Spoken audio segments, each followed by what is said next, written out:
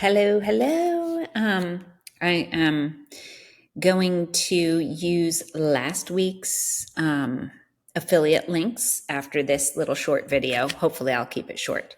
So as I am doing my whole THC drink research video, which you can find up on YouTube, I am also going to start doing a what I am doing to my face as I keep going, because I am trying to do less chemical stuff. I don't know if I'm ready to give up my Botox or not. But anyway, I found this lady. My friend Leanne found this lady, excuse me. She referred me because she referred me because I said I got referred, I got a discount. So if you are local to Atlanta, Roswell, Georgia, this lady, and I don't know if it's going to show up or not, but that's her, and it's backwards. Hopefully it flips around. I know there's magic AI that can flip it around, but I will also put this in the show notes, in the comment section, or whatever, the description of this thing right here. I will put all her information down. She does laser hair removal. She does this cool microcurrent. She does red light therapy at the end of the facial that I got, microdermabrasion, abrasion, not ablation. Integrative health. She does all kinds of cool stuff. So anyway, but this Pro Cell is what we were talking about today, and it is a micro channeling instrument that she has been doing for quite some time now, and her laser and non-laser treatments. So she has this non-surgical facelift she does I don't know what it's called, non-filler lip augmentation. She does a bunch of stuff. Her name is Cher Clark. And anyway, but this is some of the stuff that goes on. So like weird textures of skin, it smooths that out.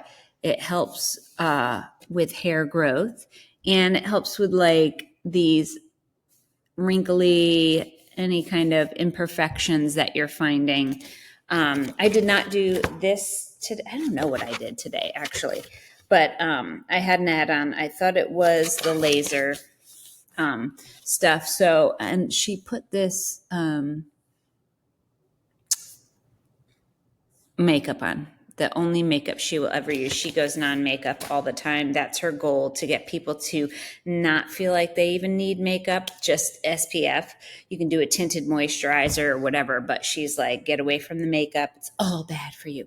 So if you're interested in any of this stuff, if you're getting older and you're getting age spots, she also zapped some of my age spots that will be cresting and falling off. I'm going to get more. She can do my hands. So I have this one that really bugs me. So I'll go back and get these done, and these. And she does it for, she can do $25 for like one. I have like a big one over here.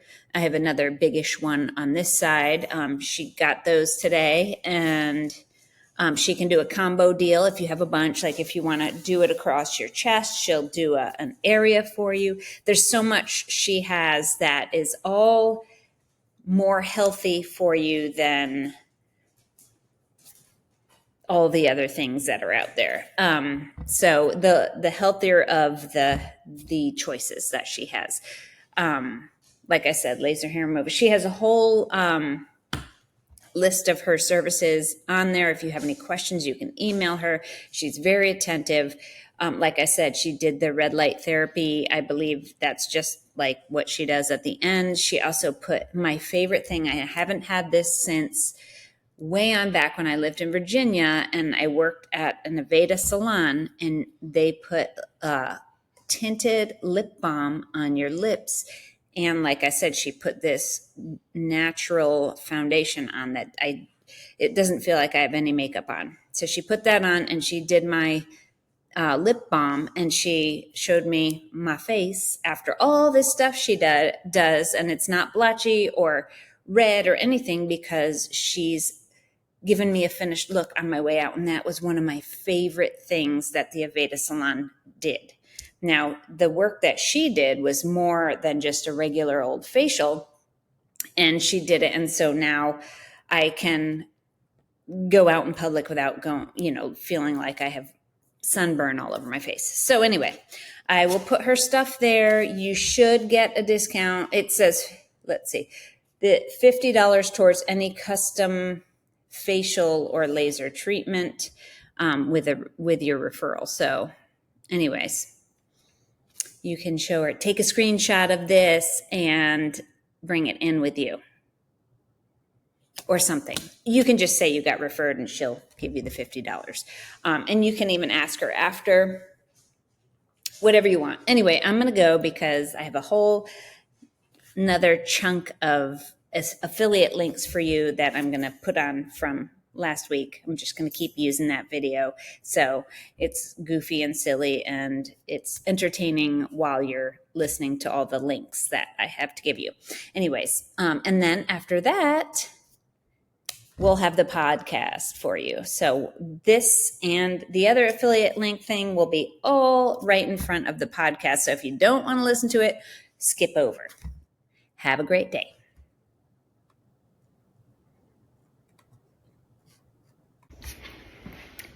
Hey, I just got done with my workout.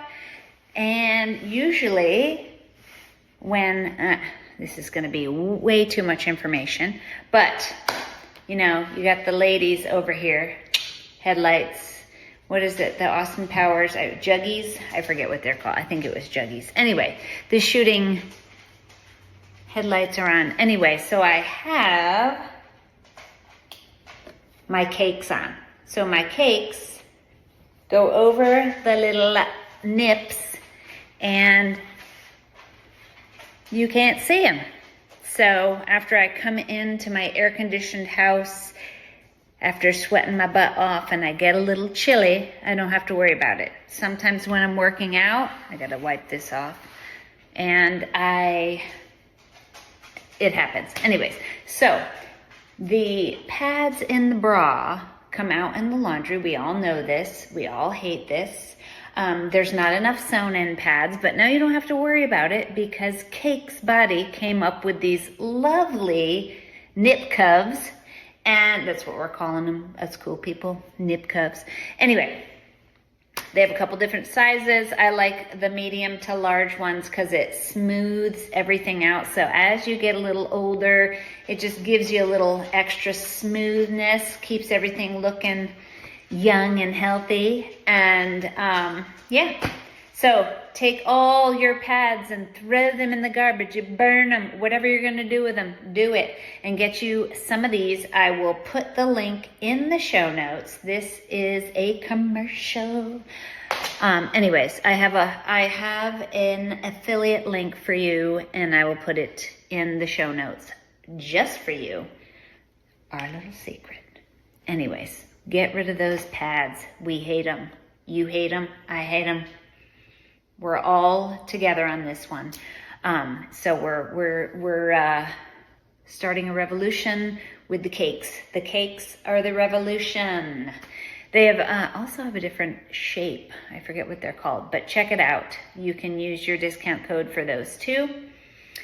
They are amazing. They don't hurt when you take them off. You reuse them. You just wash them with simple soap and water. It takes 2 seconds and you're good to go. Try it out.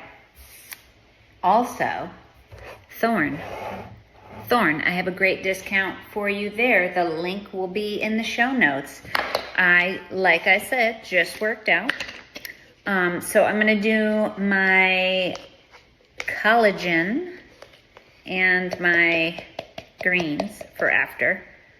The collagen has the protein. I also put protein in my coffee, so that's where that goes. But this collagen is passion berry flavored, which I love. and it's Collagen Plus by Thorne, and it tastes amazing. And they're greens, which I already put in, because I tend to just like eat meat during the day for some reason, or egg, like a hard-boiled eggs and stuff like that. My salad consumption has gone down as I get older. My body doesn't love to process lettuce and raw vegetables. So I put my greens in, I put my collagen in, and then I shake it up. And I ran out of my BCAAs, my branch chain amino acids. Any amino acids powder I would also put in here for recovery after a workout. I don't have any right now, but here it is, Thorne.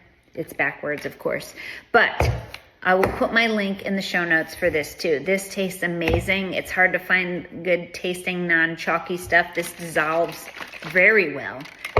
Anyways, all for you. Discount codes. See ya. Hey, you guys. Same day, different shirt, different drink. No, different product.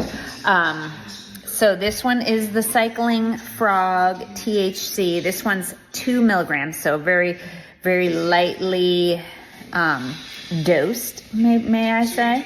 But I have a discount for this one. I have a discount for the drink drops. I'll put both of them in the show notes here, but I just wanted to show you the can. It tastes like a Spindrift, so it doesn't taste like it has any fun stuff in it. I say that. You know what I mean? Huh? Get it? Huh? Just kidding. So anyway, isn't that cool packaging? I love the packaging. Fuck yeah. And it took a little while to get here, but it's here now, and I will put that discount code below. Enjoy if you get it. Cheers. We're going to talk about I wasn't a virgin. like this type of stuff.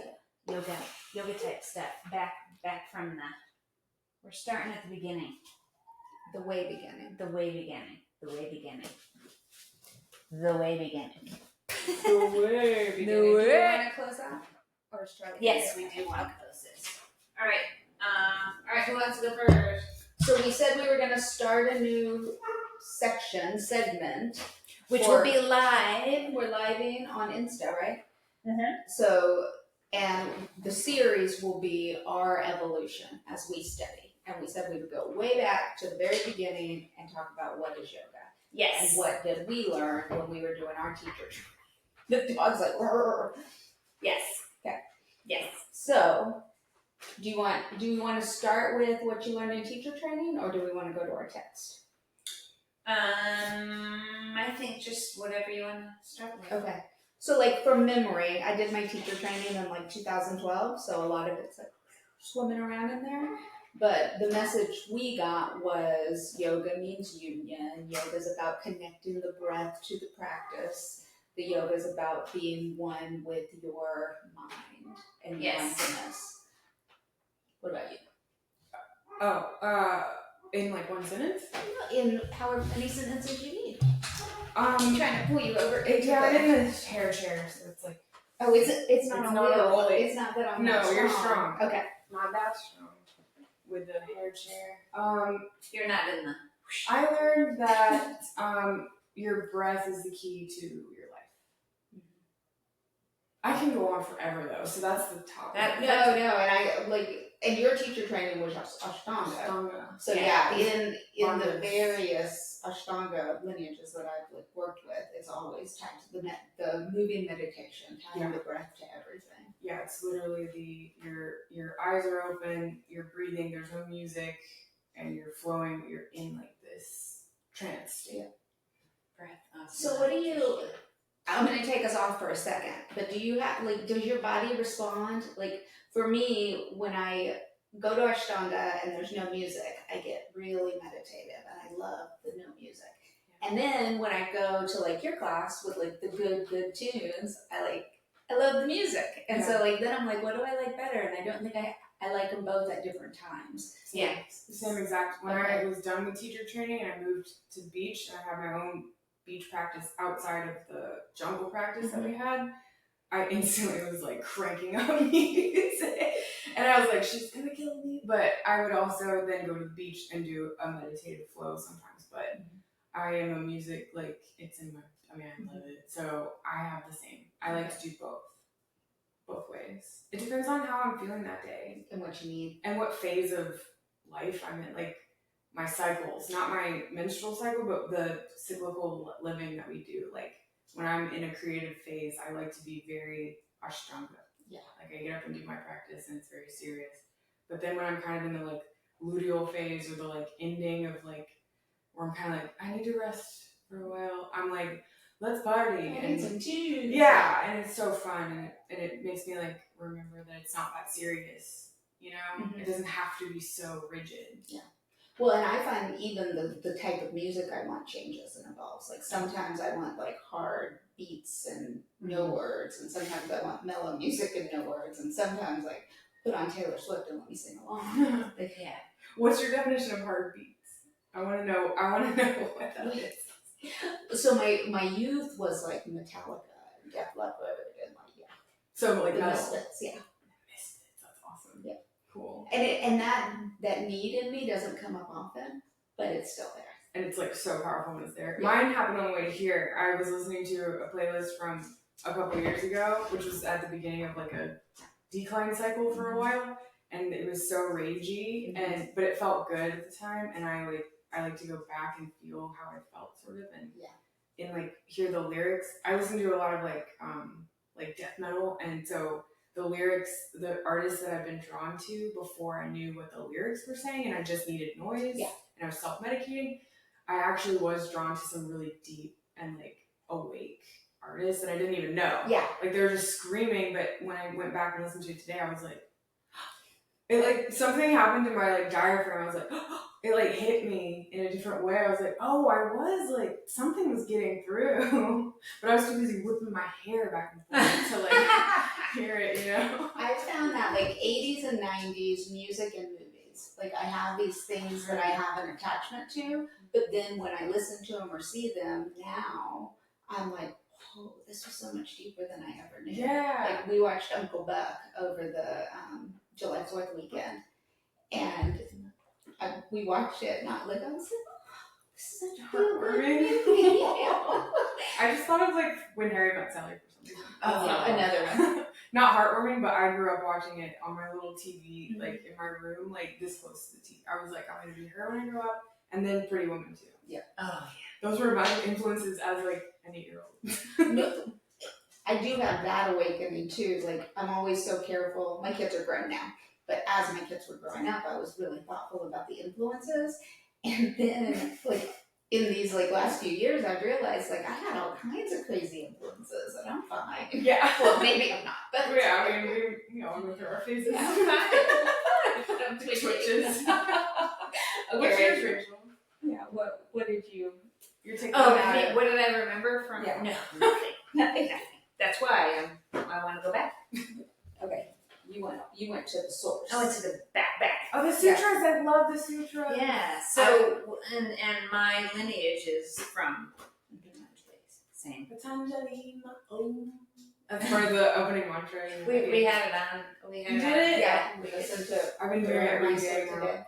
So glad that we like decided to do this. Yeah. Deep dive, because it brought me back to like all the tendrils of the practice that you kind of can get away from. It's funny you say that, tendril or thread, because I had something highlighted. I don't know if I'll find it, but it was specifically like it means thread. Mm-hmm. You know the sutras.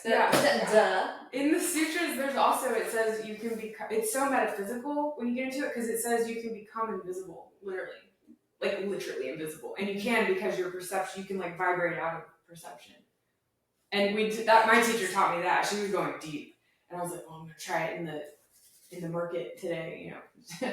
But like, I got to a point where I did feel that. I didn't get there because you have to be a true master, I think, to literally like, it's like the Himalayan shit, you know, but you can get there in meditation. And so when I started Dr. Joe's stuff, all those teachings came back, and I was like, oh, this is what they're talking about. Because like people around me, they would change how they were acting because my vibration was so different. Yeah. So it's pretty cool when we get deep in there. Yeah. So I pulled out, this is the eight limbs of yoga, a handbook for living yoga philosophy. So it's kind of like a workbook I like that. that ties back. I So couldn't find mine. I didn't have that. All right, so this kind of goes back to what we all said came from our teacher training. Like, yoga means something akin to yoking or joining. It's derived from a Sanskrit word that was used in its early context as a term for joining a cart or chariot to an animal, such as a horse or an ox. And I love that and carried it with me for years, and then was introduced to the other side where yoga also means separation, and it means like the cessation of the fluctuations of the mind. And so, right, so then I get back to like, it means this and it means this, like it's opposite. Confusing. Yeah. Well, I had it written for you once because we talked about it for a brief moment, and I wrote, yoga is translated as union, but for a union there should be two things to unite. Extraordinary experience gained by controlling the modifications of the mind itself, called yoga, and then it gets into sita. Gotcha. But yes, you need the union of opposites. Yep. Yin And then this one pulled in Yoga Sutra 1.14. It, parentheses, practice, becomes grounded firmly when dwelled upon for an extended time with dedication and without interruption. So that spoke to me because I feel like my relationship with yoga over the years has evolved. And at first I was just doing it as a physical, like I need to be flexible. I need to do my yoga. And then over the years, it's been much more of like a mental practice too. Yeah. I'm That's trying so. to get back there again. Yeah, that hit me when you said that because I hate to keep saying this, but in Mexico, it's like we get it. You live in Mexico.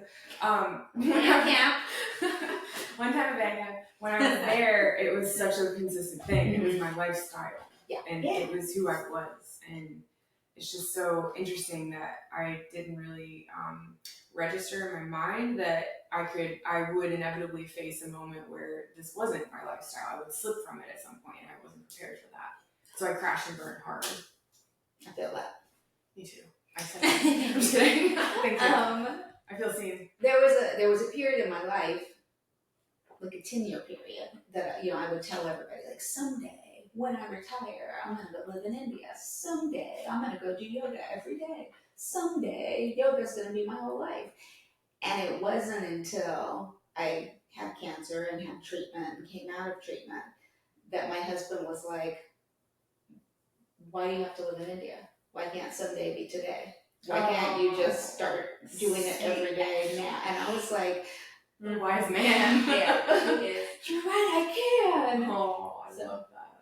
I have a logistics question. Did you start coming to Lunar after your diagnosis and surgery or before? I had been to Lunar sporadically. Okay. Like Taylor had taught a working with balls class.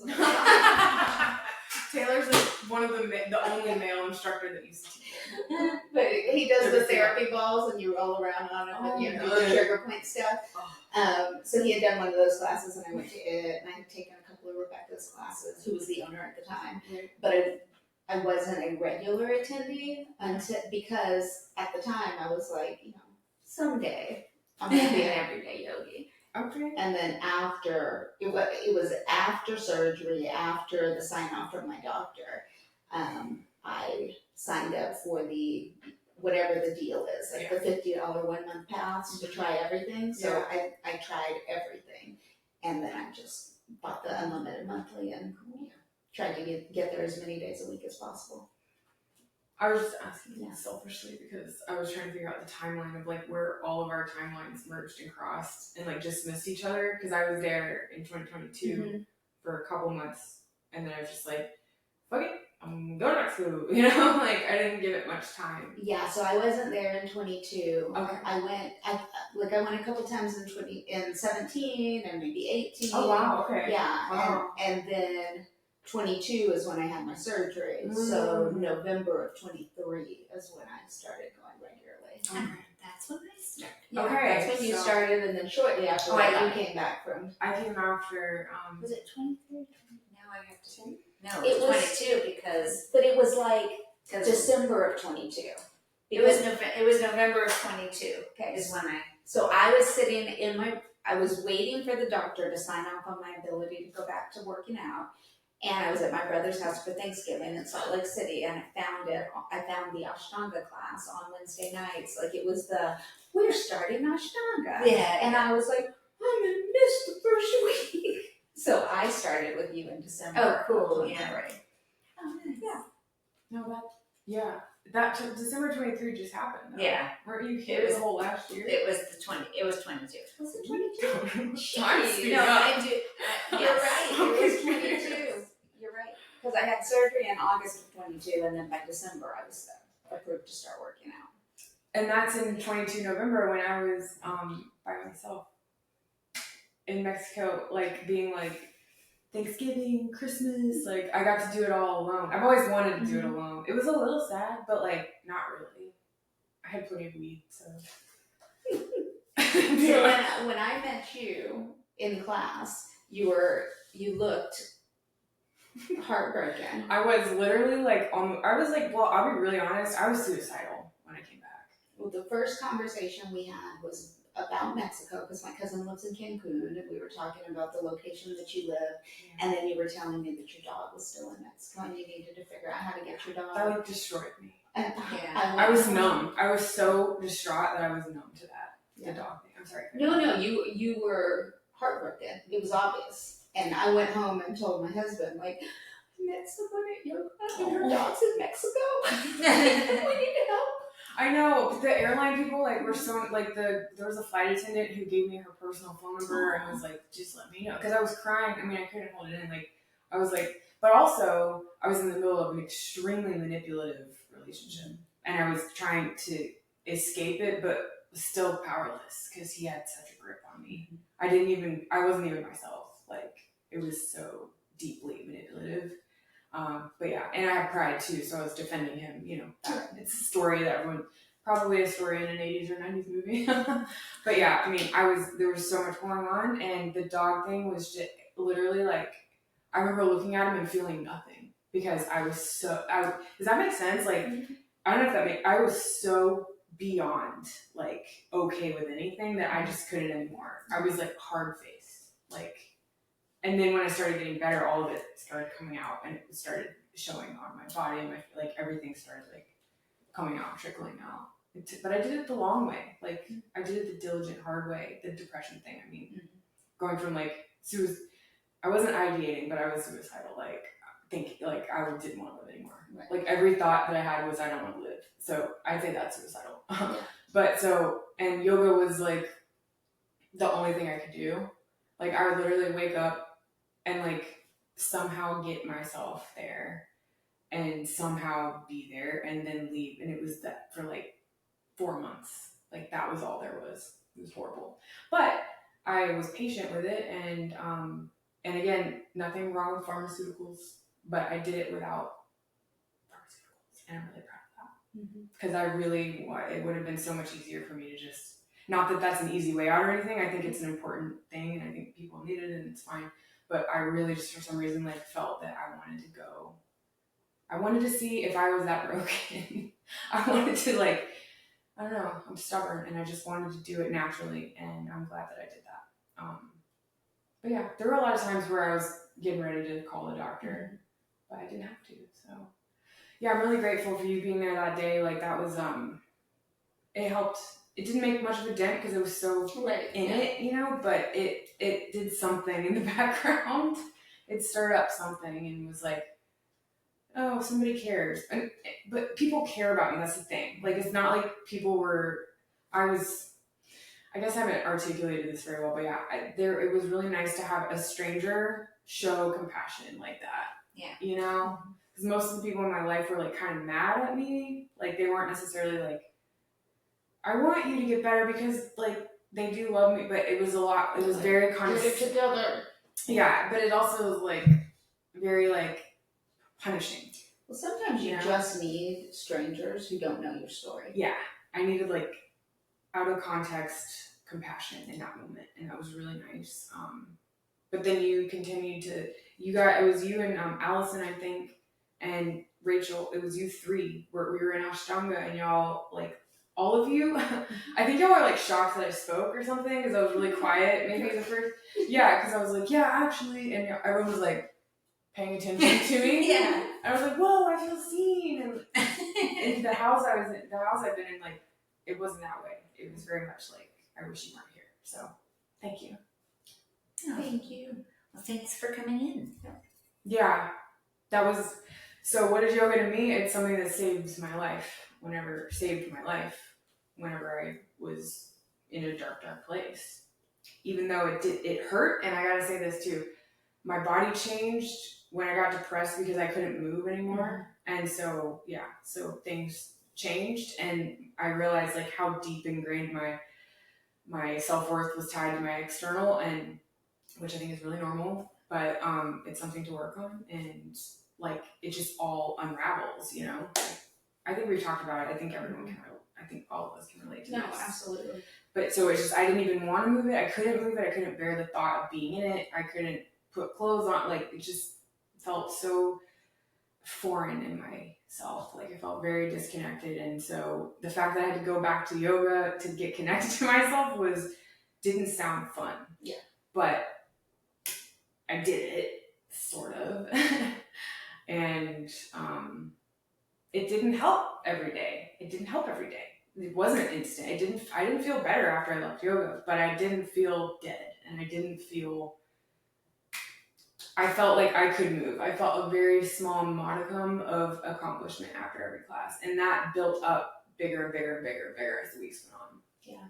Well, and I think that theme comes up for me over and over again. I think like we're so conditioned in our society to look for the quick fix. Like, what's going to fix this and make me, like, if I go eat a Big Mac, I will feel better right this minute, right? And a lot of times the things that actually help take a lot of work and a lot of time and patience, yeah. And that's something, yeah, patience is the one, I think, the virtue that I'm most intimidated by, obsessed with, and grateful for when I can conjure it. Mm-hmm. Because it's so hard to conjure up patience, but when I do, it is rewarding. Mm-hmm. It's those baby steps, and it is that. And yoga as medicine for me was that. It was that you're not going to get a reward from this. Your body might even get a little bit worse than you think it is right now because you're stretching it, moving it, and you're going to have to bear with us. And I finally got into a groove with it because of the consistency, where I got to a point where I started not understanding, but I started hearing the language of my body for the first time. And that was, a lot of that was thanks to Rebecca and the work that we did. And her yoga therapy and her grace and her patience with me taught me to stop trying everything so hard. Just listen. And when I started listening and I was in that state, I didn't like anything I heard. So there was a lot of like, I'm picturing a Chinese finger trap. Push and pull. Yeah, there was a lot of like, get me out of here, but I can't go. And like, but I have to go back in, but I don't want to. And so, like, if you go in, the answers are in there, and that sounds corny to me. That sounded so cheesy when I was in that place. I was just like, yeah, I don't want to go in there. I'm trying to get out of here. But really sinking down into the mud is where like all this stuff like accumulates, and the lessons start like bubbling, and it's gross. So hard to say that to somebody who's in the depths of despair. Because like, to your point, it doesn't sound real. It sounds like bullshit. Yeah. It sounds like F you, sister. Right. It's easy for you to say. You look so put together. It sounds like toxic positivity, right? It sounds like, if I just go exercise, I'll feel better. What? But the reality is like doing the consistent work. And I've been playing with, for me, like the whole thing of what is yoga.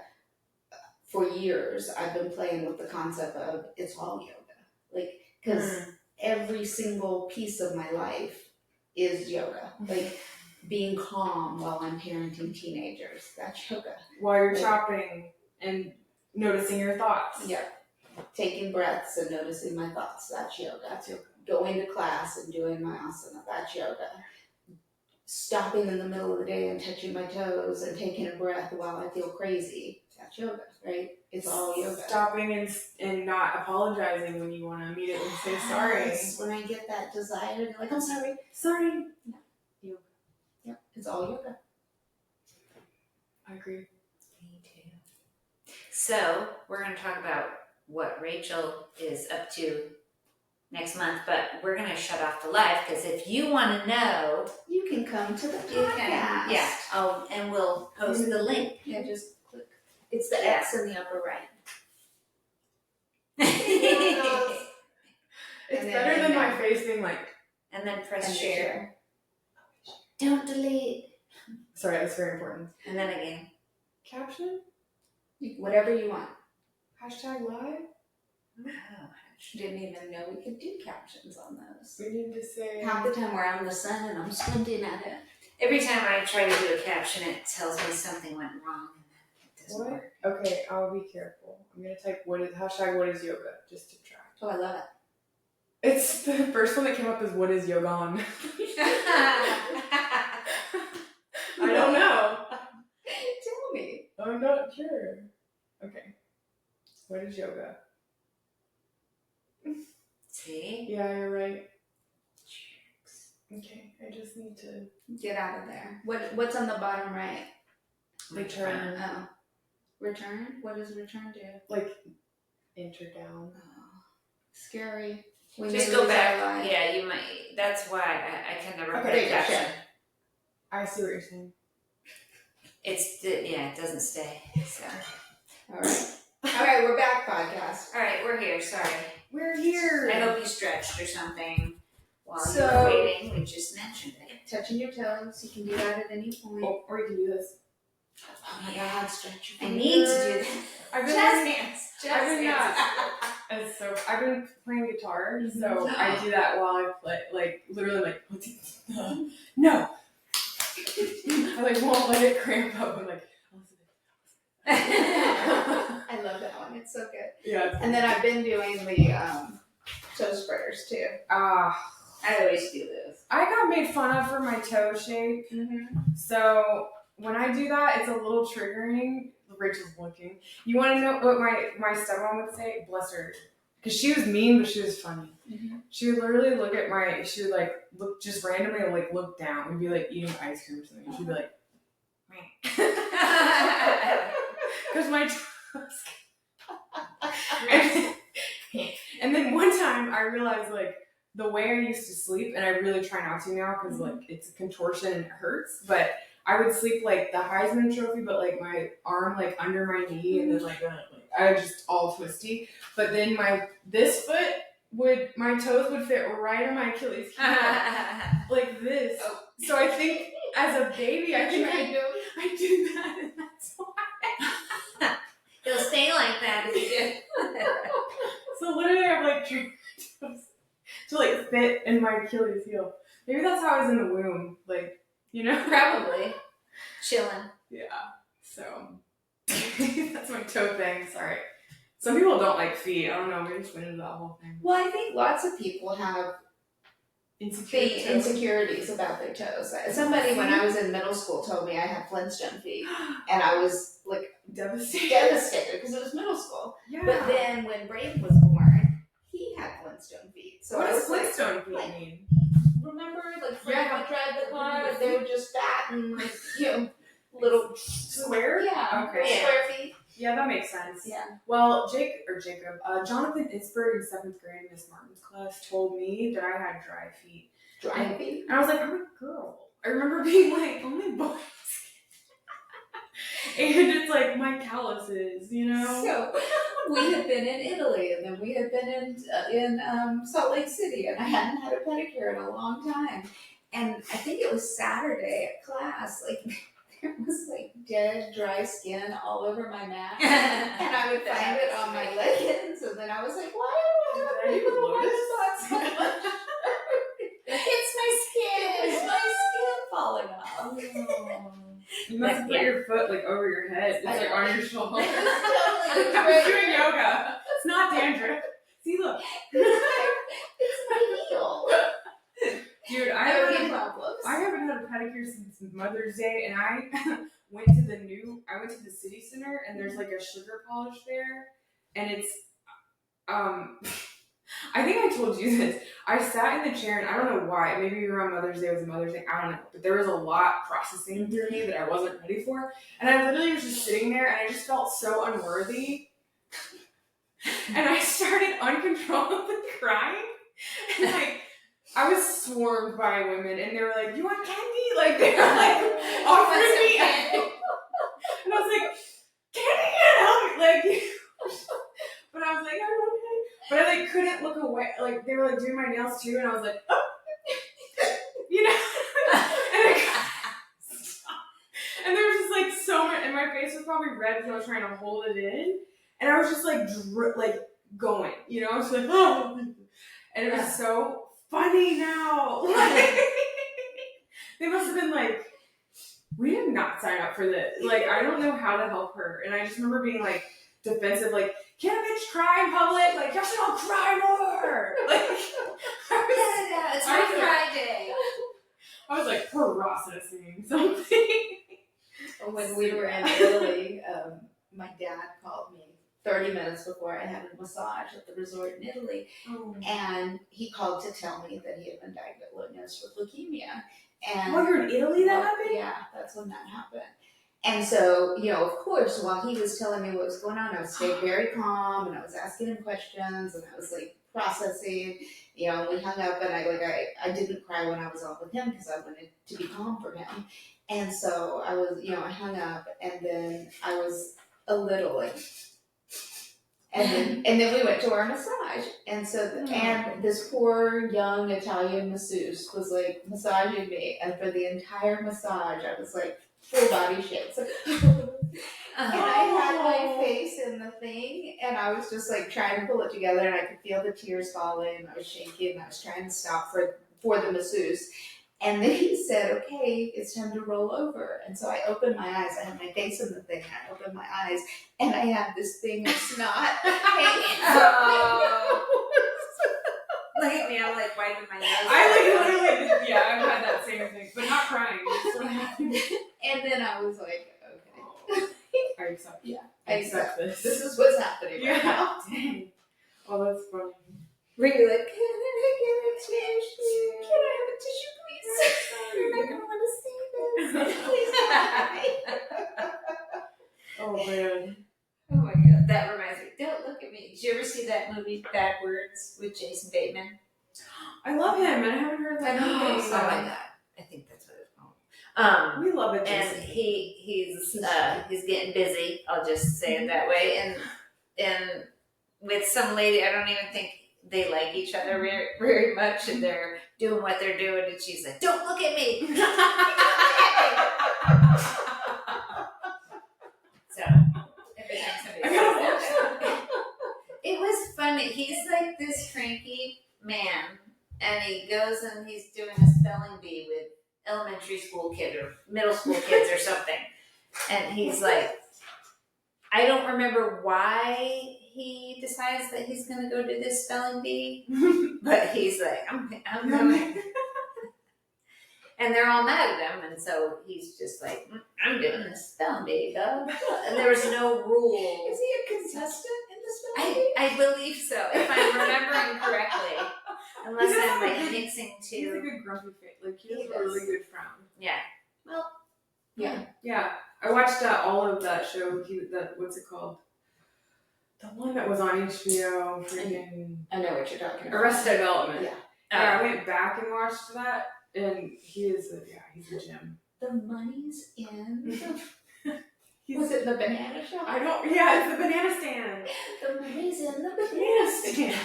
He's so good. And I also saw him one time at school at Georgia State. When I went to Georgia State, is when the film industry came here for the first the first year. So they filmed the change up there on our campus. And they changed like all our coffee shops. And me and my friend were like, "Oh, I got a new coffee shop." And we realized it was a set, and that's when all of that started happening. And I was almost late to my PR final, and here comes Jason on a truck trailer filming a scene, and there's cops and all this, and I literally couldn't cross the street because they were Jason Bateman. But I saw him in the truck. Yeah. I was like, this is so cool. I was so starstruck, you know? And then it all became very annoying. The film industry being there in my neighborhood. I was like, this isn't cute anymore. Not when it is. Yeah, you're They would like, put signs on our building being like, prepare yourself because we are here. And it was just like, oh my, I can't. Like, it got so annoying. And I never even got to see anybody cool. I just. Except for the inconvenience. Except for that one, that was how it started. And then, yeah. so my Cool. story, my inconvenience story is not about stars, but when I went to I did my master's degree at a small college in San Antonio, and there were these ducks that lived on campus, and they were like super protected, and everybody loved them. And for the majority of my time there, I loved those ducks. But the day I was taking like my last final before graduation, the ducks took up residence on the main road and they wouldn't get off. So like security was holding cars back and I couldn't get to the parking spot to go take my final. And I was like, what the hell? What the duck? Ridiculous. Jose. I have a joke. Oh. It's political. We missed it, yeah. Oh, yeah. Can't go there. I literally today in my head I had like an intuition voice that was very regal and it was like, do not get into fucking politics with your family this year. I was like, okay. Like, cause I've been getting angry. I've been starting to get angry. TV theme song. It literally was like a beautiful song. I was like, hey. The skit that would come after that would be awesome. I know, I was about to That's what we're cringe. doing. It We reminds should do me that. of the Saturday Night Live with the Thanksgiving dinner and the Yes. Adele song. Yeah. Yeah, totally. I I feel like like when I we're get- going to do a skit. I would Not right love now. it. Oh my gosh, I would love it. We've got to do a skit. Since I've been playing guitar, since I'm famous now because I know You three did chords. the jingle? No, I was saying it's going to turn into acting. Oh. I was just being really dramatic. I'm kidding. Do you know Arlo Guthrie? He did a whole song about, and it was funny as hell. It was About like what? I forget how long it was. An About hour. what? You can get everything you want at Alice's restaurant. And it was about Thanksgiving, and everything's closed on Thanksgiving, and you go down to Alice's restaurant, and blah blah blah blah blah. And he talks about this whole thing, and I want to go to Alice's restaurant for Thanksgiving. I always say it because of not When Harry Met Sally, but one of the other movies was You've Got Mail that I would watch over and over and over and over. I had like 5 movies I watched, and those were 3 of them. And she would say, he's like, Happy Thanksgiving to the checkout girl, that Tom Hanks, and then she was like, Happy Thanksgiving. And she Oh, was yeah. like, you have to say Happy Thanksgiving back. And she was like, Happy Thanksgiving back. So every time someone says Happy Thanksgiving, I say it in my head, Happy Thanksgiving back. And it's like so dark, and people are like, you're weird. That's good stuff. I'm gonna do like an old movie marathon when I have a TV. I'm just kidding. When I have time. When I have like a big project. Which I have been doing some like knots and beading and stuff for my booth coming up. That's something.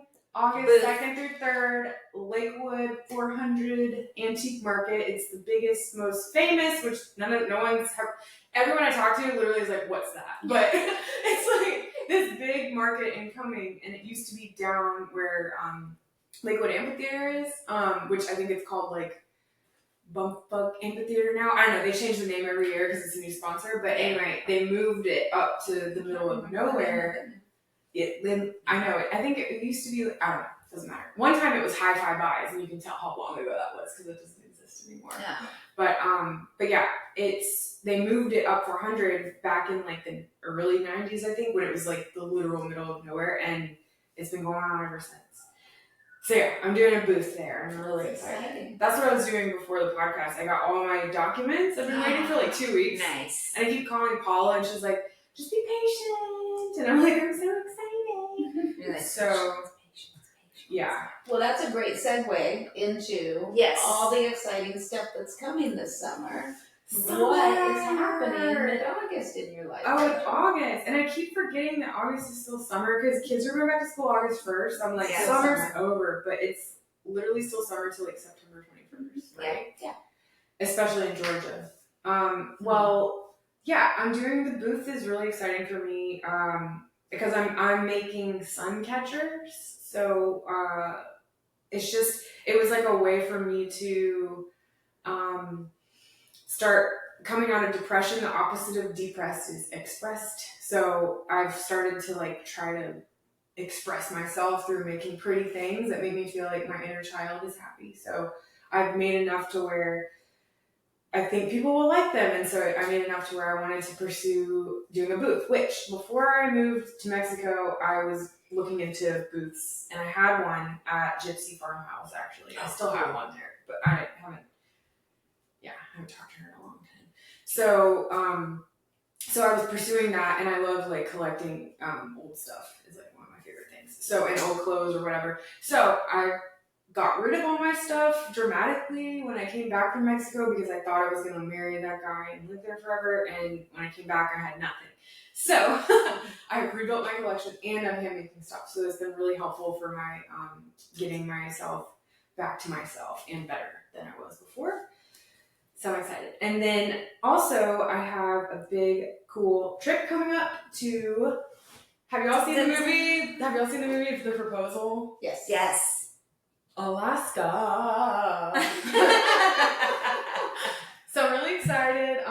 My uncle just took a trip to remote Alaska to visit a fishing lodge, and I forget how he heard about it, but it's something that people sort of, it's not like a super touristy place. It's kind of like a small group thing, and it's a really special experience, and it's in the middle of remote Alaska. I already said that, but it's like 70 miles from the nearest village, which is not even a town. It's like an actual, like, the indigenous village.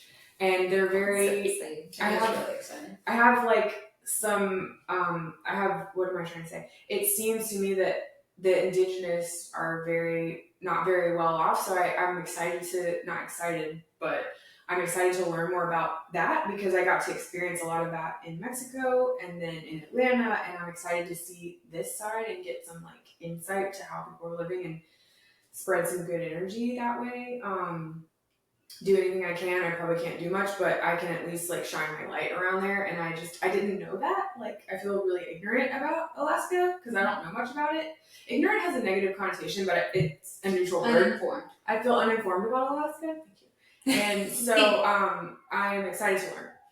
And about the people that live there, and then about the wildlife. So there's not going to be a lot of people, but it's like a rare remote experience apparently, that there's just not a lot of that left out there anymore. So it's like untouched wilderness that I get to go work as the I'm taking the position of the camp hand, which is what the young college boys do, and so I'm really excited to be like in that role and get my hands dirty. I've been biking and exercising more and getting up early to get in shape to be like having to be that active all day long. And I'm really excited. I'm going for a month, and so far that's it. I'm excited for you. I think it's going to be a really neat life experience. Yeah. And I'm excited to see what's next. Yeah, that's what my uncle said. He was like, I'm excited for you, but I'm just more excited to see where this is leading you. Yep. Because it's a clear step. I don't know, it could be anything.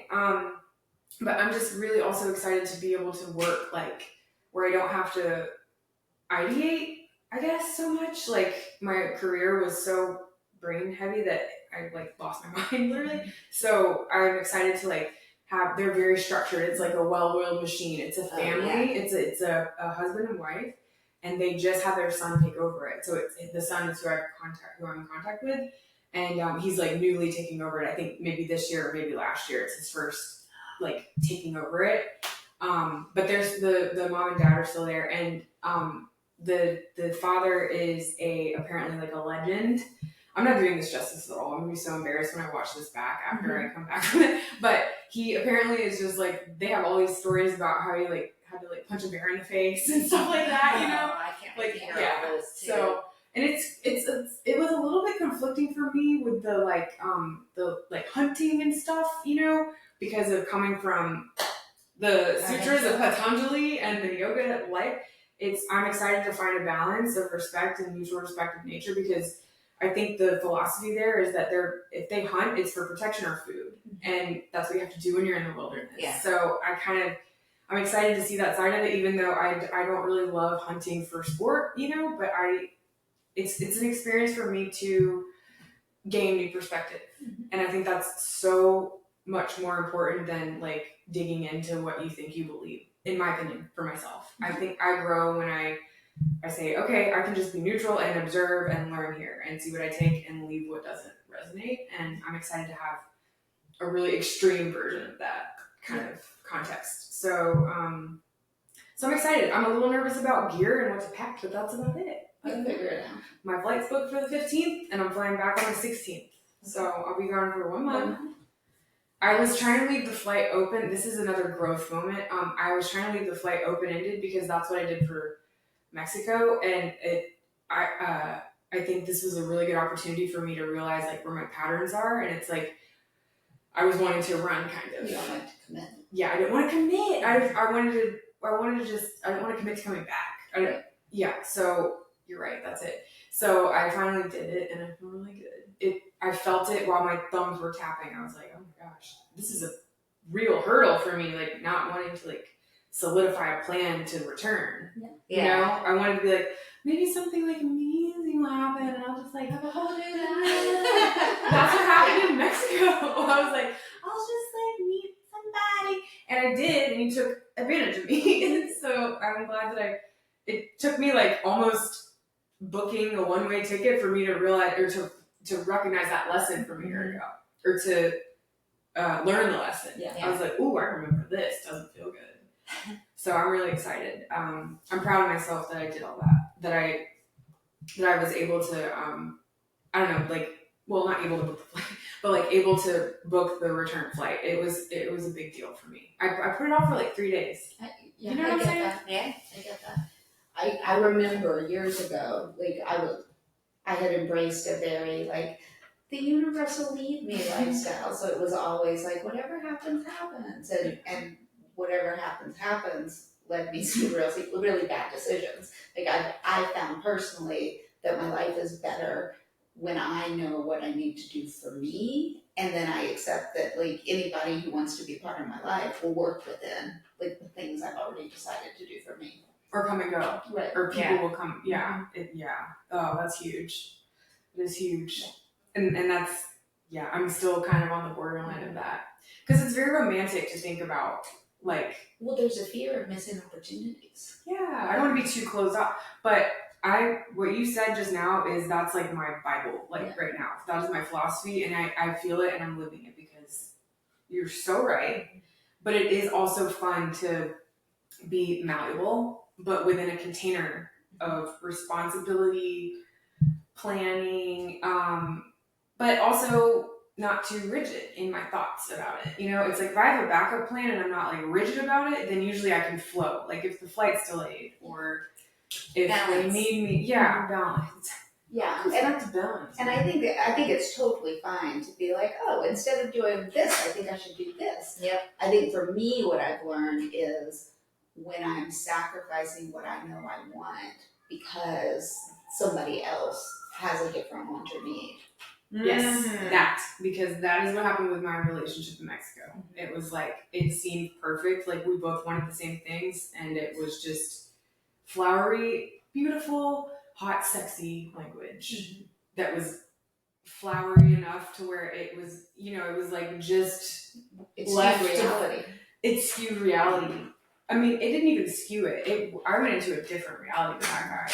And I thought, picture plant. Do what? The pitcher plant. I'm remembering a yoga theme. The pitcher plant. Have you heard of the pitcher? Like it's like a cupped plant, and it has a really strong scent, and the nectar, and it just it allures bugs, and they go and they're on the edge, and they're getting in the nectar, and then they're a little deeper, and then they start sliding, and then they can't, and then they're stuck, and they can't fly away, and boom. That's what happened. I've totally been there. That is what happened. Oh my gosh. I can't even believe it's like magic. Mm-hmm. But I mean, I actually thought of him the other day where in a good light. I was like, I was like, I can see why that happened. Like I've been like really angry I hit him and his energy this whole time and been like, how could you? Like, what a piece of shit. Like, you don't deserve to be on this. Like, I can't believe you would manipulate someone. Like, I was very angry. Mm-hmm. But just the other day, I had like a peace, and I was like, I see why I got into that, and I see the beauty in parts of him.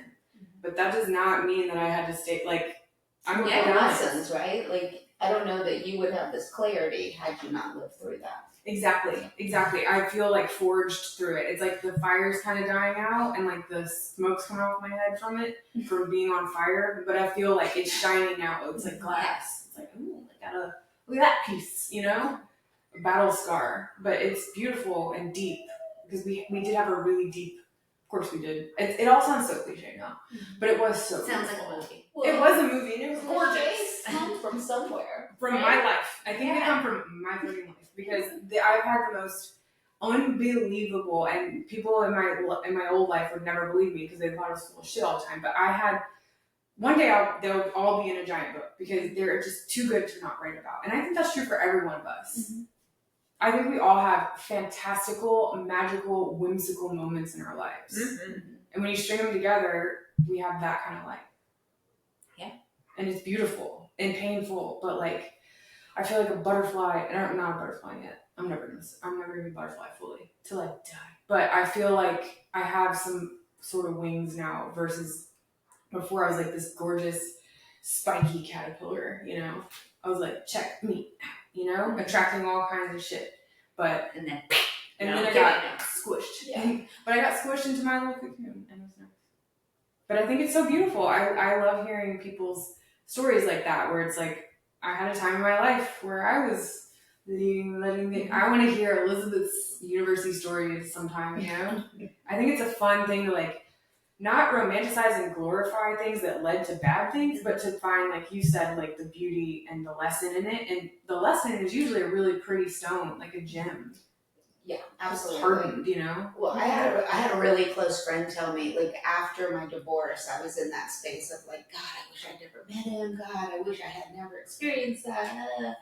And she was like, what are you talking about? Like, your son came from that relationship, and your son saved your life. And she was like, more than once, I thought, we're gonna bury this girl, because I lived my life as a yes. That sounds like a horrible idea. I'm in. Let's go. Yeah, me too. Yeah, We would have everything was a been yes. awesome friends if We would have been so destructive. I know, we would have destroyed.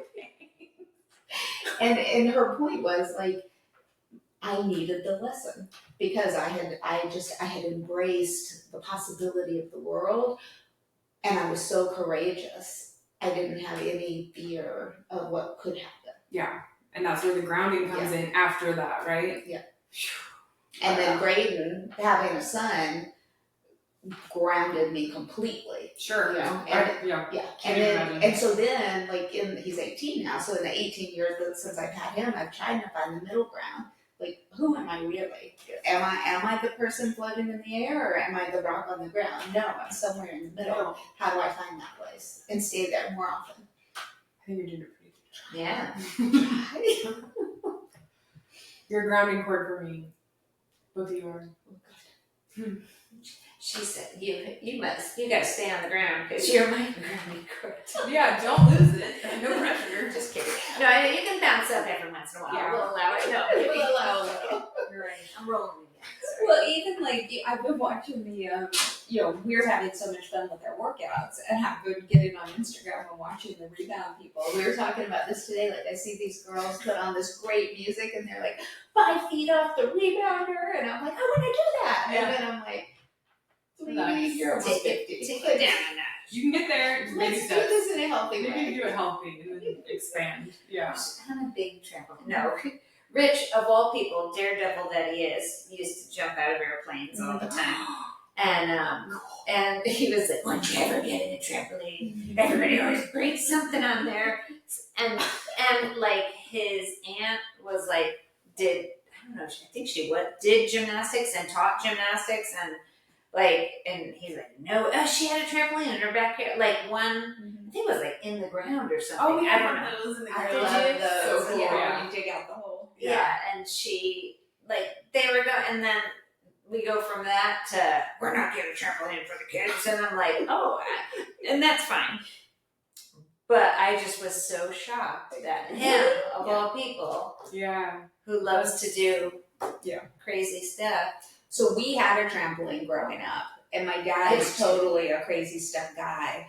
And he's like, he doesn't worry about what could happen until we're dealing with what happened. So like, I can remember in like 5th grade, I had a party, like a birthday party or something, and we put the sprinkler under the trampoline, and the water came up. We through did it. that, And then we had like 12 60-pound girls jumping on the trampoline. We had people flying on. The things that happen. Yes. I tied the water hose to the deck and secured it so it was going like this, and me and my friend filmed a music video on it because it was on the ground, so we were just like, Oh, cool. I love it. Splashes everywhere. Yeah. It was to Hillary Duff's "Come Clean, Let the Rain Fall Down." So Perfect. That's awesome. so good. Yeah. We got I got a little video camera for Christmas one year, and we got close up to our faces, and we're like 14, thought we were Hillary Duff's around my age, so we're like Hillary Duff. Wish I could find that video. I wish you could too. It would be gold. Actually, some week or maybe next week or whatever, if y'all, I think we should bring each other old picture or old video or something. Okay. Something. Just for our inner child. Mm-hmm. Yeah. I want to tell you why, because my stepmom sent me some video footage in 2021 January, and I think that's what might have started my whole. One of the things that if it was a spiritual thing, I think that's what the spiritual angels were like, let's start it here, because I something changed in me when I saw that. I hadn't seen myself at 13, 14 since I was that age, I guess, except in pictures. And it was video, and it was real, and I was looking at her, and I was like, that's me. And it was I felt like I was, you know what I mean? It was one of those moments. And I just, my heart, pulsed. And I had such a hard, frozen heart for so long, and it, shuddered, and I was like, ow, you know? But I was like, look at her, and I just, choked up, but, didn't know why, and it made me want to, start journeying into something I didn't know. But that was the very first thing I saw that year, in the beginning of the year. And it hit me. It's a journey. It did. It opened a Pandora's box or a can of worms or something. But I'm glad that she sent me that. Yeah. So that's why I thought we should do that. Because I want to see, and I think we should all remember our little. I think that's a good idea. How long ago? I don't have any video from when I was 14, I'll tell you that. No, yeah. Do you have any pictures? Of when I have one picture that my mom just sent me, and my head's turned the other way and you can't see me, but I have the story behind that because I was literally just thinking about that picture, and she was like, look what so-and-so just sent me, and I was like, that's really creepy. Weird. But I have somewhere on Facebook, which I'll screenshot it or whatever. Rich probably has it because he thinks it's hilarious. A picture from when I was 19 or 20. No, it was after how old was I? Yeah, I was 19 or 20 when I started doing hair. And my hair is huge. I have 80s hair, 90s hair. I'm excited to see. I have the bangs. My mom did hair. She had a salon called Hair's Hair in Centerville, Loganville. Hair's hair. Yeah. So I'll bring a picture of her too, because I always wanted to tell you about that. When we first met, and I was like, oh. So I have some of her old jewelry. I don't, because I threw it all away. Yeah, when I threw away everything last year, I threw away all her stuff too, except her wedding dress. And I do have her wedding ring. So, but yeah, it was very dramatic. Anyway, but I used to have all her gold 90s necklaces with the little scissors hanging on them. She was such a girl, Madonna girl or whatever. She had all the cool outfits and shit. She was cool. Those hairdressers are cool. She was cool. She had the big old hair. I bet she probably wore leopard print shirts too. She probably that was. I whenever I went to a hair show, I'm like, let's count how many leopard print shirts we see. Yeah. By the way, I just ordered myself on Prime. I know I said I was going to stop, but we just talked about this today. Leopard print baseball hat. Oh, cute. So, $9. I I have some leopard print flare pants that I will support you if we ever do something like, which I am missing something tonight, but I'm not missing, but I found out about like yesterday, so I couldn't do it. No, but it was karaoke, and I was like, I don't know, I wanted to bring y'all with me. Like, it's my friend's birthday. I've done my rap that I always do. What do you do? I do a rap too. What do you do? A Sugar Hill Gang. Oh, that's freaking awesome. I do Beastie Boys, so what you want?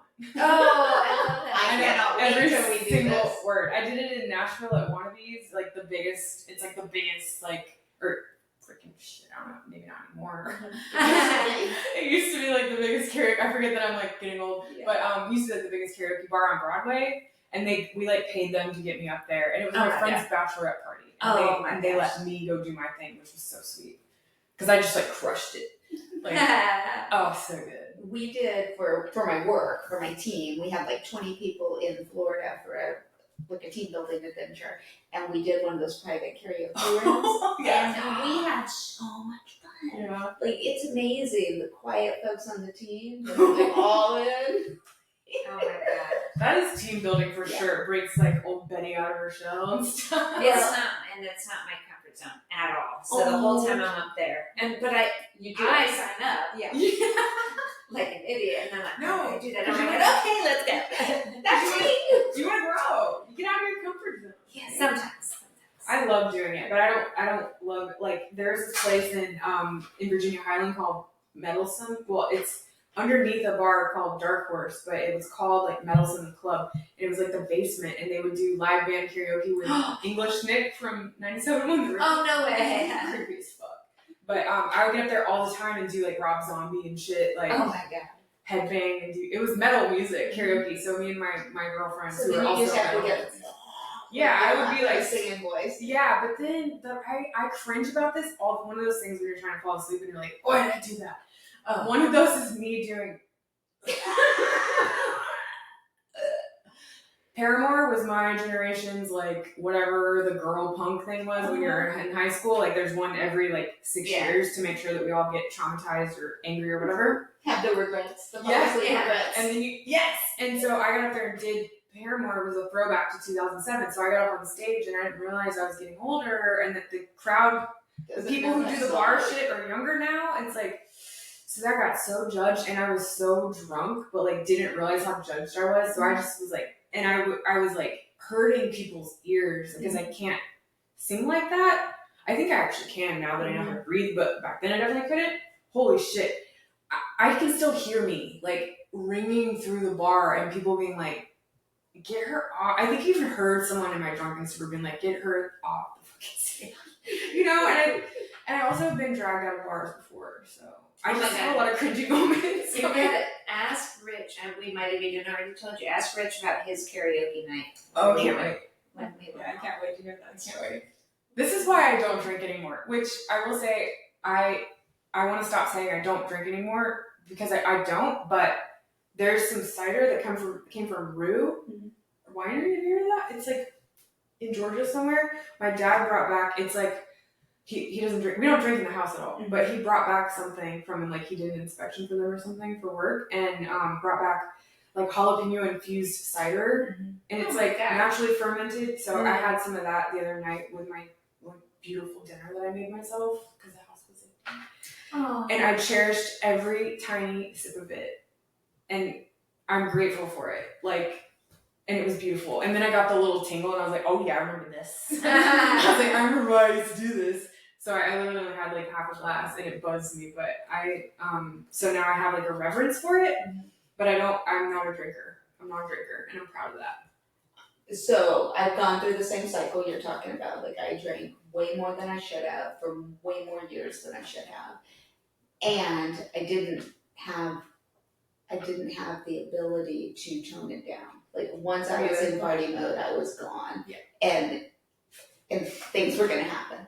And so over the years, I drank less and less and less and less. And as a mom, like there's a whole story in my head about good moms don't get drunk and embarrassing, right? So, but when we were in Italy, I drank some wine, and I really enjoyed it. But I also did. I drank some wine and ended up on the rocking horse, which I I did that. I would have done that anyway. 100%. You were totally in your element. I love that. I love that video. But my grandma and my great grandma used to, when they were really, really old, like we would sit for dinner and they had like either a juice cup Juice glass. or like a teeny tiny mason jar, Yeah. and that they take a beer and share it, Yeah. and then drink out of the juice cup or the mason jar. And now at this stage of my life, it makes so much sense because that much is not going to lead to crazy. It's just going to be enjoying And it's the beverage. relaxing. Yeah. Yeah. So I think there is totally a way to have alcohol in your life. Yeah. It's just you got to get out of the party scene where like your whole, because my whole goal was to be fun. Oh yeah. My whole goal is that. Yeah, I would The be. tiny cup. Yeah. No, I'm serious. That's me. That's why I still love to have that drink at night because it's. Your tiny cup. I use a big cup and it looks nice. Put a little bit in the looks tiny, but it makes me feel better too. Oh, Yeah. not that much. Yeah. Well, I like it. I like it a lot, and I think it's cool to come to this side of the story. Yeah. Like it's cool to also go raw vegan and come back to a middle ground with that. And With it's a giant steak. No. well, I did actually. Funny enough, I did when I came up here. They like force fed me because I just come off of an ayahuasca ceremony. So I'm like I wasn't on a dieta because I'm not like a shaman, but I'm kidding.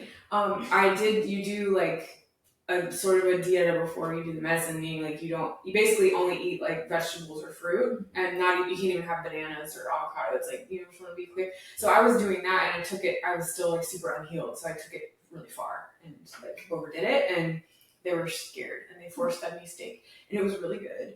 And I literally felt like there was a hole in me. I was like, oh, I feel like there's a hole in my leg. You have any more And you steak? I know. I was like, I think I need the vitamins. But I also love like getting to experiment, and like I love that sometimes I go on kicks for 2 weeks of veganism. Yeah. And sometimes I'll go and I really don't like to eat red meat. Yeah. I really don't like. It doesn't feel good to me. Like it just hurts my soul. I don't know why, but I get it. It just doesn't feel good because like I don't know, man. After studying under Patanjali's sort of by like proxy of like 1.5 people removed, it just the cow in the Indian tradition like really hit me. It really hit home.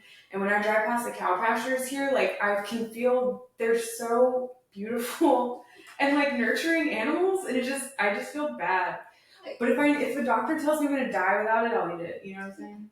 No, I have eaten meat recently, not a lot, but I have the same thing, and it's not just for cows. Like pigs are really cute, like But they also have a eat their sweet lives. little face, and like and chickens. Like people have chickens and name them, and like they all have personalities. Yeah, Lucifer is a chicken that I had while I was learning how to play the pan-hand.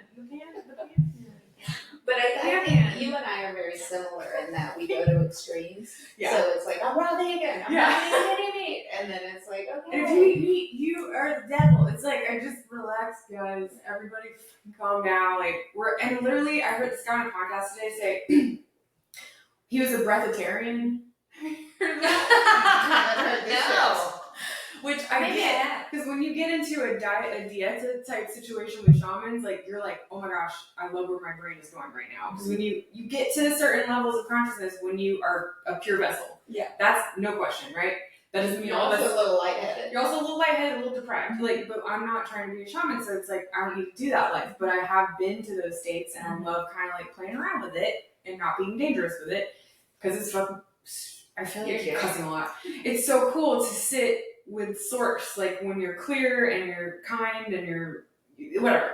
Like that is a very fun and tempting lifestyle, but I don't, anyway, what I'm trying to say is I forget now because I went on a whole train. And then it was a breatharian. A breatharian, and I get that, and I was so intrigued by the conversation, so I listened to the whole thing, and I was like, yeah, cool, but this guy is nuts, like, but he was also a realist, like, he's like, I have kids, so we eat, and, like, I eat, like, 1 meal a week now, stuff like that. I know, but it's just, he said something, though, at the end of the podcast. He said the host was like, I like to ask all my guests this. What is the purpose of life? And he goes, there is none. There's no point. There's no purpose. We're just here. And I was like, I felt so liberated. I was like, holy shit, that's it. There is no purpose. It's everything in between birth and death that matters. You make it what it is. And it's so gorgeous to like be free from like searching for something that doesn't exist. You know? I believe I have a purpose and I serve a purpose, but the point of life is not to like, it's to be here now, Ramdas, bro. It was so freeing. I was like, yes, this guy said it. This breatharian. The guy who went to the heights, like to the Himalayas with the dudes who, there are thousands of people who live on just breath, like in parts of the world. He said hundreds of thousands. There must be some communities or something in the Himalayas or wherever, but they achieved the highest possible consciousness while not being dead. And for a guy who's been there to say there's no point, I was like, hallelujah. Like, I can like relax and be myself now. And I also realized, this is the last thing I'll say because I feel like we're going so far and I'm talking a lot, sorry, but not today. I realized, and I think I already told you this, that I did tell you, maybe I said this last week, when I realized that I was the narcissist because of how much my pain needed to matter to everyone and myself, like that freed me. And then when I heard that there's no point to life, that further freed me. And it's no coincidence that me accepting these things has correlated with my creativity exploding. Yeah. Well, and I think it's the ands, right? Yeah. Because you said you think you serve a purpose, right? Yeah. Like for me, making sure that I identify with a purpose every day helps me. Yeah, right? Exactly. For personal purpose. Yeah, you should have a purpose. Right. Yeah. If you Not pointless. need one, right, or want one. Yeah.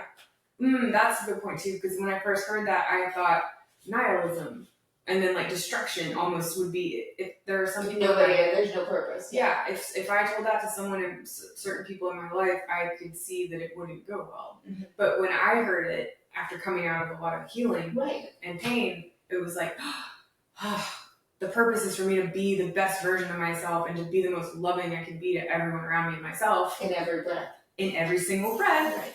That's the point of life. Like, there is a huge purpose, but there's no point like we think. Right. Like, it's not the ego. Well, and I think we've talked about it before. Like, as I was recovering from cancer, I was consumed with, why did I survive when other people don't survive? What am I here for? What am I supposed to do? I must have a job. Yeah. And to your point, like, looking for that job every day is exhausting. Yeah. It's you have it, Right. but it'll come to you when you're in the right vibrational alignment Exactly. to it. And when I just lean into every breath, every breath, every breath. You're doing the work. And that's the hardest way to live, is because you have to come out of the other way, which is fighting to find and what's the purpose and self-meditating and and destruction. Like, well, and it's for me, it's the expectation that comes with that purpose, right? Because I was putting this huge expectation on myself. Like, for some reason, you were saved. For some reason, you're here. What do I have to do now? Prove it, yeah. Right? Yeah. So then every day it was, am I living up to my purpose? And every night it was like, I don't think so. Yeah. Because what lives up to a life?